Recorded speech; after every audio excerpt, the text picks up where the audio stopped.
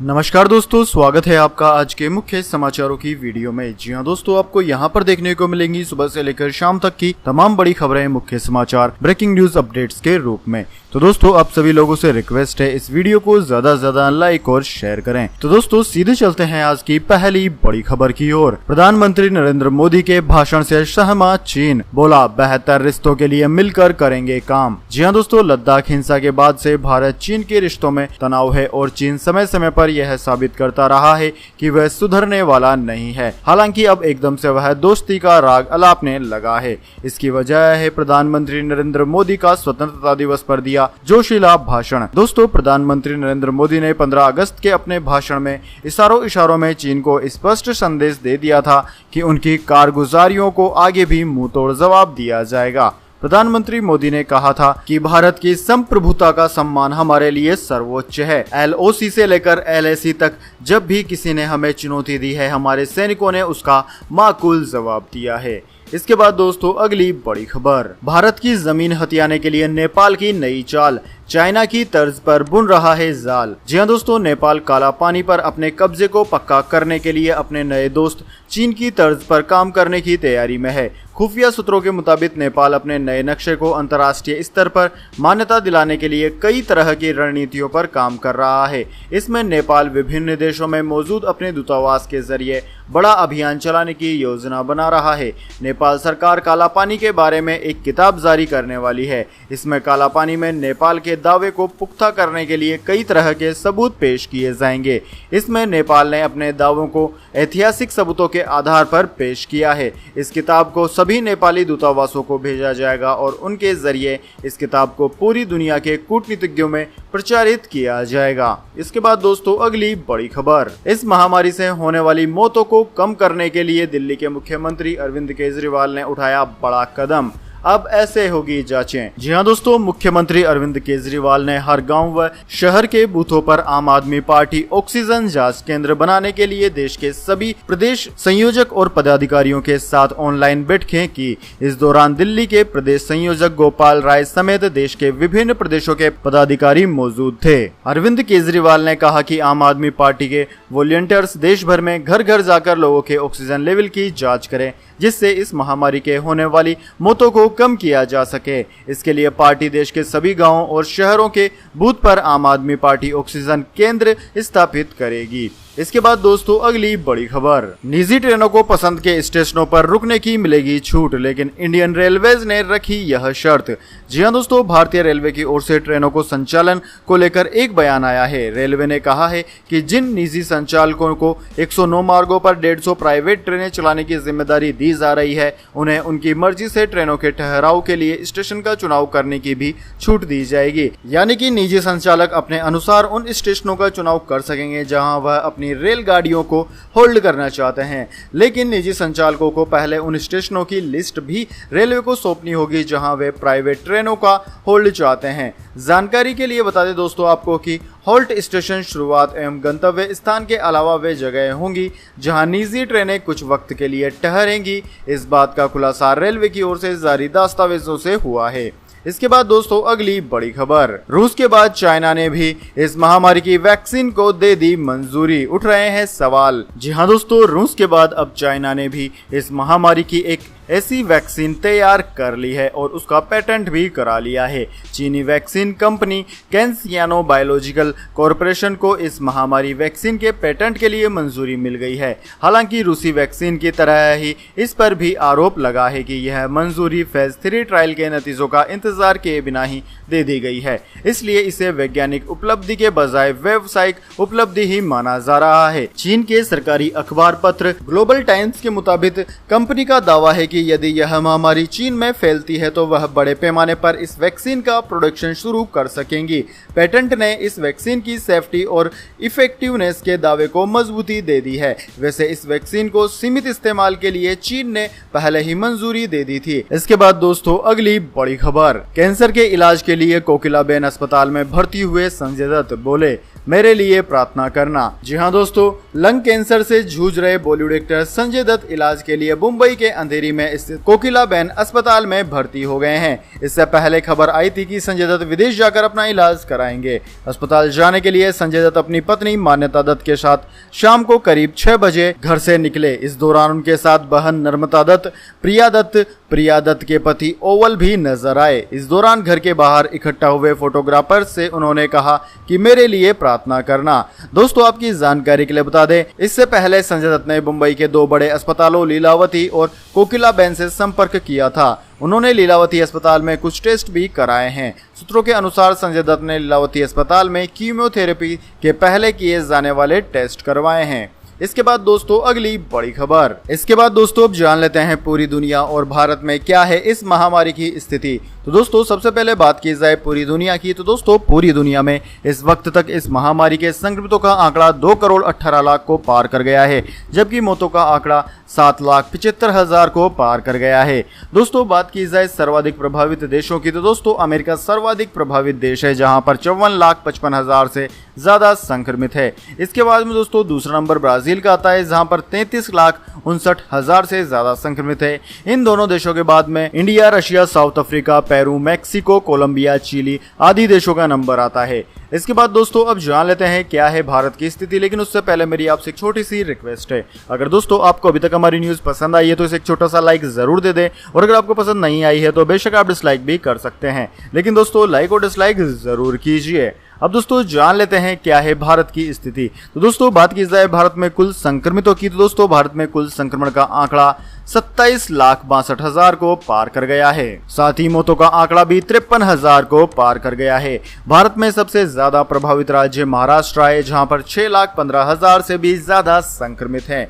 वहीं इसके बाद में तमिलनाडु 3,50,000, आंध्र प्रदेश 3,06,000, कर्नाटक 2,40,000, उत्तर प्रदेश 1,62,000, दिल्ली 1,54,000 और वेस्ट बंगाल और बिहार भी 1 लाख से ज्यादा संक्रमित वाले राज्य हैं। इसके बाद दोस्तों अगली बड़ी खबर, सुशांत सिंह राजपूत के पूर्व अकाउंटेंट का खुलासा, रिया के आने के बाद चीजों में ट्रांसपेरेंसी नहीं रही। जी हाँ दोस्तों, सुशांत सिंह राजपूत की मौत के मामले में आए दिन नए खुलासे हो रहे हैं। मंगलवार यानी कि 18 अगस्त को सुशांत के पूर्व अकाउंटेंट रजत मेवाती का बयान सामने आया है। मेवाती ने न्यूज चैनल्स को बताया कि मैं सुशांत सर का सबसे सीनियर स्टाफ था। मैं उनके साथ 2018 से लेकर जनवरी 2020 तक रहा हूं। मैं अकाउंटेंट के तौर पर काम करता था और फाइनेंस से जुड़ी चीजें देखता था।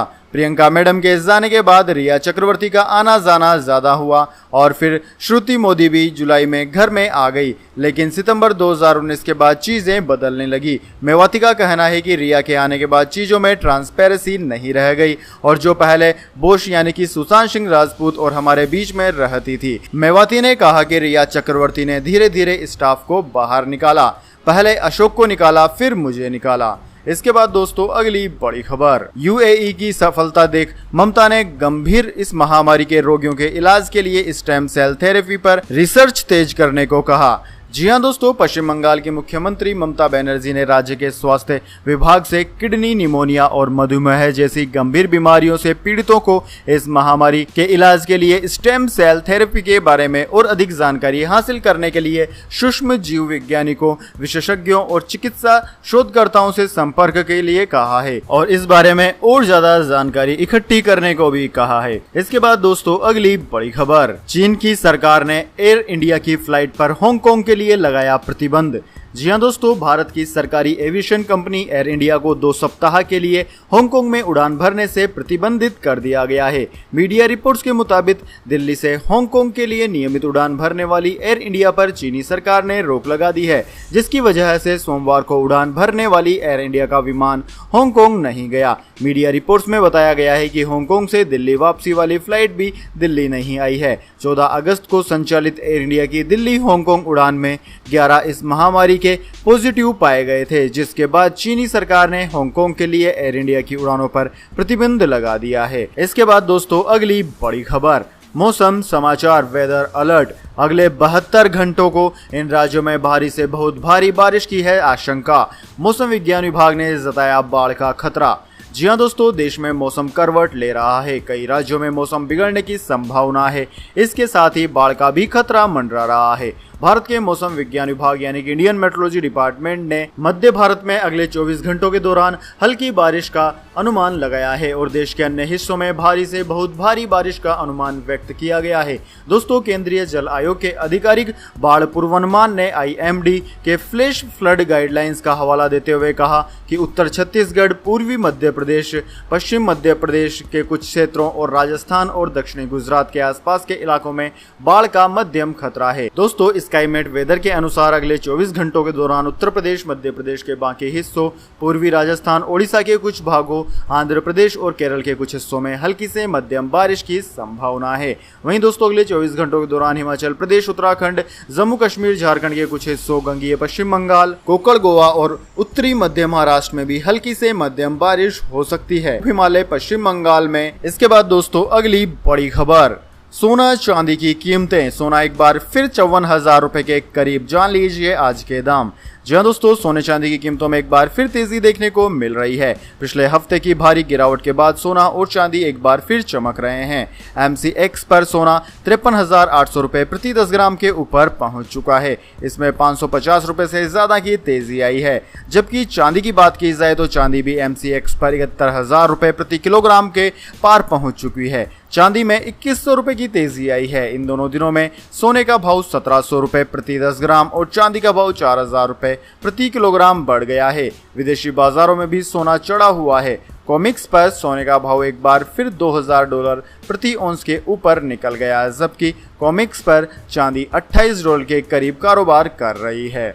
इसके बाद दोस्तों, अगली बड़ी खबर, पेट्रोल डीजल प्राइस टुडे। आज एक बार फिर बढ़ गए दाम। जी हां दोस्तों, अंतर्राष्ट्रीय बाजार में कच्चे तेल की कीमतों में बढ़ोतरी का असर घरेलू बाजार में भी दिखने लगा है। पेट्रोल के दाम पिछले 3 दिनों में लगातार बढ़ रहे हैं। तेल मार्केटिंग कंपनियों ने मंगलवार को एक बार फिर पेट्रोल की कीमतों में इजाफा कर दिया है। दोस्तों, बात की जाए दिल्ली में, तो दोस्तों दिल्ली में 1 लीटर पेट्रोल की कीमत 80 रुपए 90 पैसे प्रति लीटर रही, जबकि 1 लीटर डीजल की कीमत 73 रुपए 56 पैसे प्रति लीटर रही है।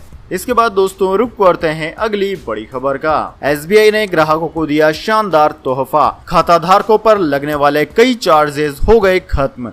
जी हाँ दोस्तों, स्टेट बैंक ऑफ इंडिया यानी कि SBI अपने खाता धारकों के लिए एक शानदार खबर लेकर आया है। बैंक ने अब ग्राहकों से वसूले जाने वाले चार्जेस को खत्म करने का फैसला लिया है। अब बैंक की कई सेवाओं के लिए खाता धारकों से पैसा नहीं वसूला जाएगा।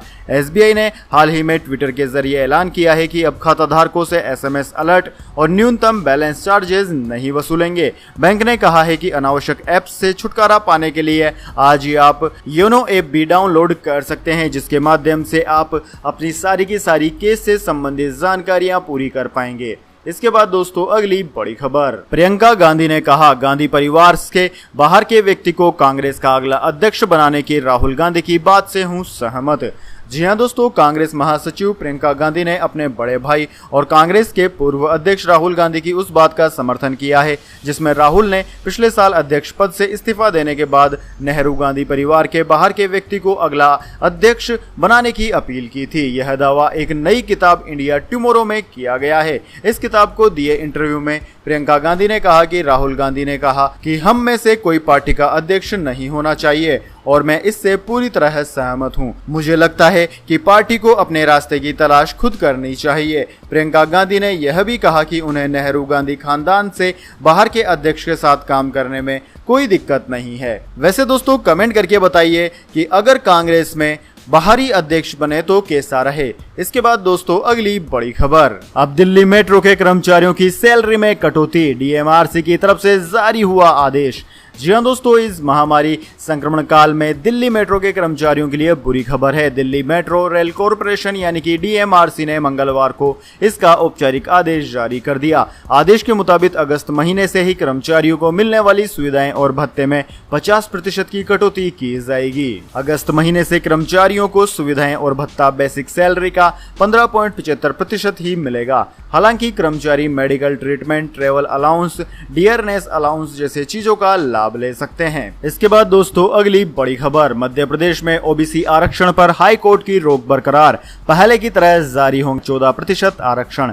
जी हां दोस्तों, मध्य प्रदेश में बढ़े हुए ओबीसी आरक्षण के मसले पर राज्य सरकार ने मंगलवार को जबलपुर हाई कोर्ट में अपना जवाब पेश किया। सरकार ने अपने जवाब में कहा कि ओबीसी वर्ग की बड़ी आबादी और उसके सामाजिक और आर्थिक पिछड़ेपन को दूर करने के लिए उन्हें बढ़ा हुआ आरक्षण देना जरूरी है। इस पर याचिकाकर्ता की ओर से राज्य सरकार ने जवाब पर आपत्ति जताई गई। याचिकाकर्ताओं का कहना है कि सरकार का जवाब सुप्रीम कोर्ट की उस गाइडलाइन के खिलाफ है जिसके मुताबिक सिर्फ आबादी के हिसाब से किसी वर्ग को आरक्षण नहीं दिया जा सकता। साथ ही आरक्षण की अधिकतम सीमा 50% से ज्यादा नहीं हो सकती। याचिकाकर्ताओं की ओर से यह भी कहा गया है कि इस लिहाज से मध्य प्रदेश में SC, ST और OBC वर्ग की कुल आबादी 87% है, लेकिन इन्हें 87% आरक्षण नहीं दिया जा सकता, क्योंकि ऐसा होना न सिर्फ सुप्रीम कोर्ट के न्याय दृष्टांत के खिलाफ होगा, बल्कि ऐसा होना अनारक्षित सामान्य वर्ग के साथ भेदभाव होगा। फिलहाल हाईकोर्ट ने सरकार के जवाब और याचिकाकर्ताओं की आपत्ति को रिकॉर्ड में ले लिया है। तो दोस्तों यह थे आज के तमाम मुख्य समाचार। अब दोस्तों बारी आती है आज के माइंड क्विज क्वेश्चन की। जी हाँ दोस्तों, एक आसान से सवाल का जवाब देकर आप जीत सकते हैं एक अमेजिंग सरप्राइज गिफ्ट हमारे यूट्यूब चैनल की ओर से। तो दोस्तों आज का सवाल आपकी स्क्रीन पर आ चुका है। रेगिस्तान का जहाज किसे कहा जाता है? जी हाँ दोस्तों, अगर आप जानते हैं कि रेगिस्तान का जहाज किसे कहा जाता है तो जल्दी से अपना उत्तर कमेंट बॉक्स में लिख दीजिए। अगर दोस्तों आपका जवाब होता है एकदम सही और आप चुन ले जाते हैं लक्की विजेता के रूप में, तो आपको मिलेगा एक अमेजिंग सरप्राइज गिफ्ट हमारे यूट्यूब चैनल की ओर से। तो दोस्तों जल्दी से अपना उत्तर कमेंट बॉक्स में लिख दीजिए, वीडियो को लाइक कर लीजिए और चैनल को सब्सक्राइब करके बेल आइकन भी दबा लीजिए। धन्यवाद।